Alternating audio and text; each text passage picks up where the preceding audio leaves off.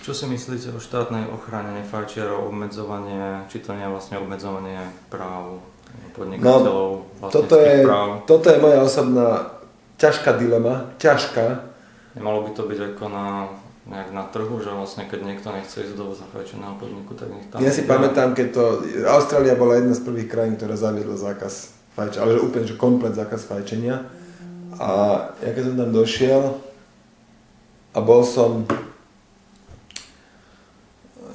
tam ešte keď nebol zákaz fajčenia, nahulené, človek tam bol pol hodinu, smrdel a to nebolo tak, že v troch sa nefajčilo, v troch sa fajčilo, to skrátka bolo, že vo všetkých sa fajčilo tak rovnomerne, teda že menej, nebolo, že v troch hrozne a v troch nič, ale vo všetkých tak spriemerovane.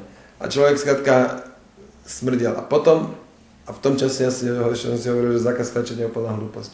Potom keď som skrátka vstúpil do také krčmy, kde sa nefajčilo, to bolo tak príjemné, oči ma neštípali, to bolo tak príjemné sa tam zdržiavať a baviť s ľuďmi, že veľmi to nahľadalo to moje presvedčenie o tej slobode. Ak je dostatok ľudí, takých ako alebo aj ja, že ktorí sú nefajčiari, tak proste určite sa vytvoria nejaké podniky, ktoré sú nefajčiarské. To je zase o tom, že či skrátko, lebo už nie, teraz toto nie je o skrátke, to je o tom, prečo už teraz sú nefajčiarske podniky a sami na to postupne... Nie, veď my už máme zo zákona, už je nejaká regulácia zákona. Je už, ale... No, ale oni by neboli, veď pred reguláciou žiadne podniky neboli.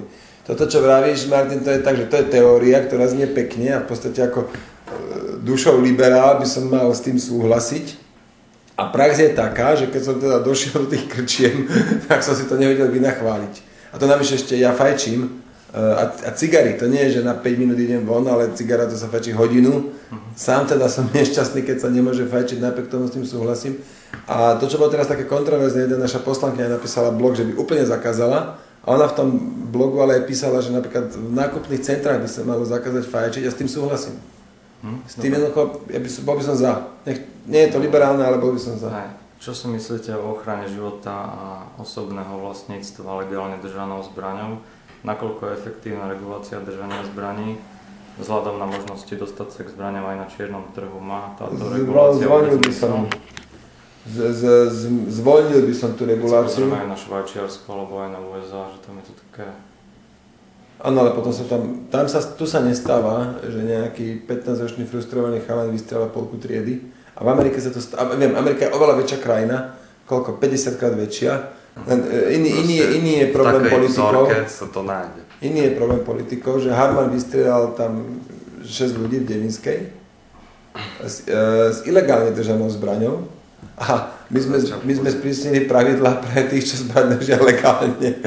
Toto je úplný nesmysel. No, čiže ja by som tie pravidlá zmiernil. A tam si myslím, SAS dosť do toho vstúpila, SDK ešte viac, ale aj my sme dosť bojovali za to, aby sa tie pravidlá sprísnili len minimálne. Dobre. A rozhoduje žena podstupujúca interrupciu iba o vlastnom tele. Čo si myslíte o tom, že život začína pri počatí a každý život je hodný ochrany? Typická situácia, kde treba arbitrárne stanoviť hranicu. Kde sa nedá povedať, kedy je kopa piesku kopou. Áno, tak keď mám kopu piesku, čo je evidentne kopa, že Tatrovka zloží kopu, tak je to kopa. Keď zoberiem jedno zrnko, je to stále ešte kopa. A keď to budem do nekonečna, kedy prestane byť kopa kopou? A toto je niečo podobné. Čiže tu arbitrárne treba stanoviť hranicu. Myslím si, že je dobre stanovená a nemenil by som ju.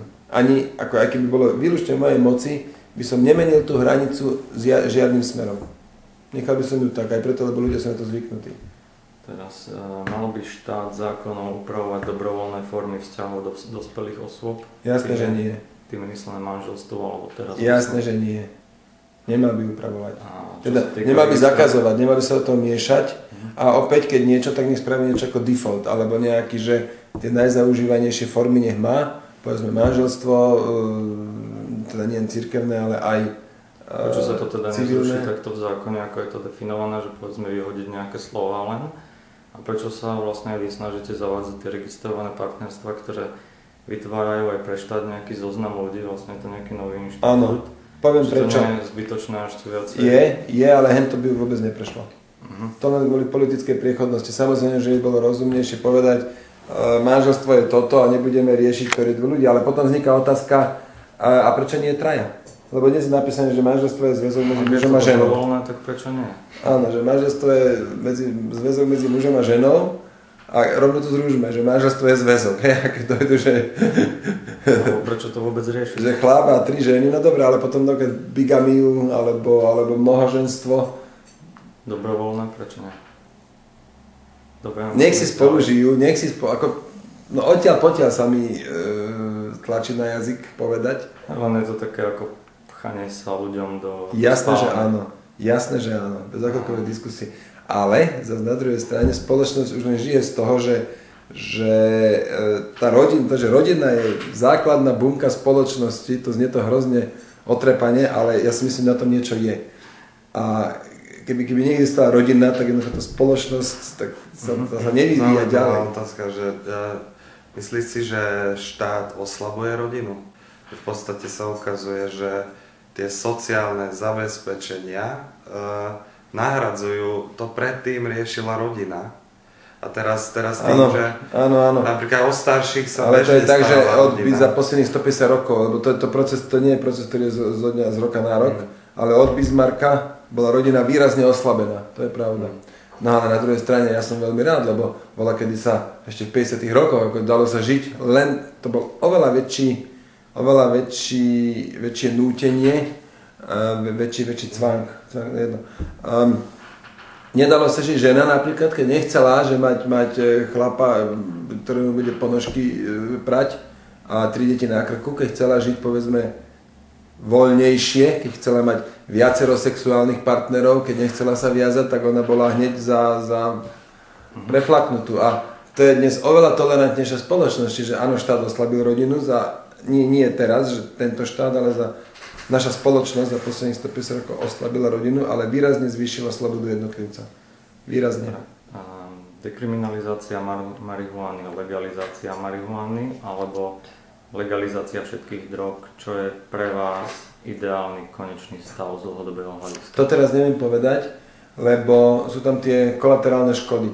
Totiž marihuanu by som určite legalizoval, nech sa normálne voľne predáva, povedzme, aj pestovanie. Nech je uvalená daň na to nejaká, áno, ale potom by sa totiž stalo to, že z okolia 500 km to sem pritiahne všetkých týchto feťakov a aby sa nestalo, že tu bude nejaký Amsterdam z Bratislavy alebo Zurich, kde si mysleli, že to bude fungovať. Totiž veľmi nebezpečné. V Amsterdame to teda nefunguje? Prosím? V Amsterdame to... Ale tam sa z celej Európy zbehli takí ľudia, ktorí skrátka sú úplne že závislí a robia zle, lebo tá kriminalita to je veľká zložka celej kriminality Amsterdamu, je to, že on si musí obstarať peniaze. Ale je to stále spôsobené len tým, že tie okolité krajiny to majú zakázané. Áno, že ostrovné riešenie je problém. Keby sa dohodla Európska únia ako celok, to je to isté, čo s poľnohospodárskymi dotáciami. Tam sa musí dohodnúť únia ako celok a potom sa to rozptýli samozrejme. No osobný názor, teda legalizácia všetkých drog.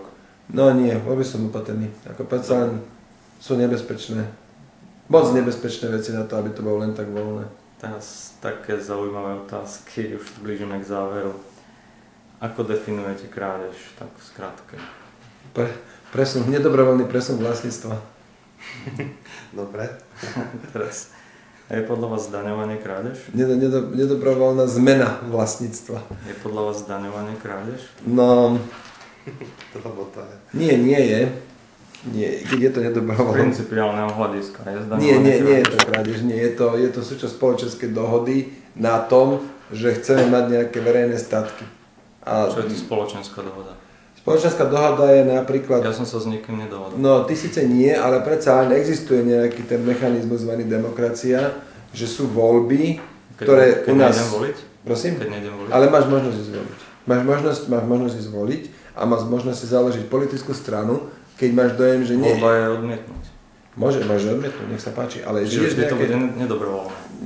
Veď áno, preto vravím, že nemôžeme štát znižiť na nulu, že musí byť nejaký rozsah štátu. Z principiálneho hľadiska. No z principiálneho hľadiska tá vyššia moc jednoducho musí do určitej miery organizovať našu spoločnosť a k tomu patrí aj to, že donúti ťa platiť dane, či chceš alebo nechceš. Čiže nedobrovoľne.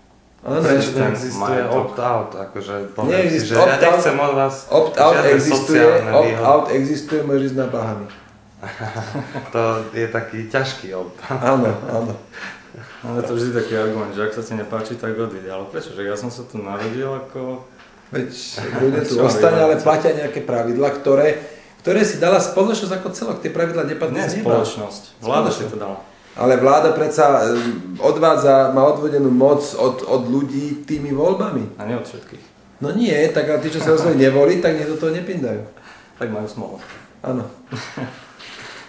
To bude dobré, lebo polka menej štátuje voličov SAS a polka je úplne principiálnych nevoličov, tak teraz ste ich dali do No nie len SAS. Asi tak by som to nejak... Teraz som dal dobrý dôvod voliť. Hej? Či? Dobrý dôvod nevoliť? No podľa mňa ste im skôr potvrdil, si im potvrdil, že teda voliť nemajú ísť, nie? Jak nemajú ísť, lebo potom nemôžu do niečo hovoriť, nevedia nič ovplyvniť. Jasné, že majú ísť voliť, aby vedeli ovplyvniť. V podstate a dôvod je ten, že existuje pre nich zlo a ešte väčšie zlo. Áno. Lebo pre nich je zlo vôbec, že samostné zdaňovanie je zlo. Áno, ale to sa nedá vyhnúť. Rozumne, reálne nedá vyhnúť, veď existuje teória o černom pasažierovi a tak ďalej, veď keď povieme, dobre, tí, čo nechcete platiť dane, prosím? Černý pasažier? No je, černý pasažier je v tom, že dobre, 19% sa platí, dokončím tú vetu, že černý pasažier je to, že povieme, dobre, 19% je sadzba, dane z príjmu, ale kto nechce služby armády, bude platiť iba 17%. No, tak koľko ľudí si povie, že my nechceme armádu? Povie si to 2/3 a potom čo? Potom zrušíme armádu? Alebo ako dokáže armáda neposkytnúť tebe, keď neplatíš na ňu? Rozumieš, tam to sú inferiórne statky. Ale toto je také divné, pokiaľ si ľudia platia poistenie za auto, prečo by si neplatili poistenie za svoje Lebo nedá sa, lebo vieš prečo? Preto, lebo nie je možné ťa vylúčiť zo spotreby. Keď sem vpadnú nejaké cudzie vojska, ja sa povedať, že na Poláka sa vykašleme a Sulíka ochránime. To nejde. A sú podľa vás parlamentné voľby na Slovensku podľa definície demokratické, ak sa tam nemusí zúčastniť viac ako 50% ľudí? Áno, sú demokratické. A sú slobodné, to je dôležité. To 1%? Áno, sú slobodné a sú demokratické. A preskočíme a teraz už len na záver tú poslednú otázku. Medzi čitateľmi menej štátu je veľa principiálnych nevoličov, ktorí neveria v zmenu formou politiky. Prečo by si mali myslieť opak? No, preto, lebo je to jediná možnosť, síce taká ťažkopádna a dlhotrvajúca, ale jediná možnosť, ako dospieť k zmene. A to neznamená len voliť, to znamená aj napríklad môj prípad založiť si stranu. Mne sa tiež nepáčilo, jak je štát organizovaný, no tak som založil SAS a samozrejme je to beh na hrozne dlhú trať, aby sme len na začiatku a to keď sa ešte prestaneme tie chyby začiatočnícke robiť a tak ďalej, ale predsa len z nejakého pohľadu 10 rokov máme reálnu možnosť ovplyvniť významnú časť spravovania štátu.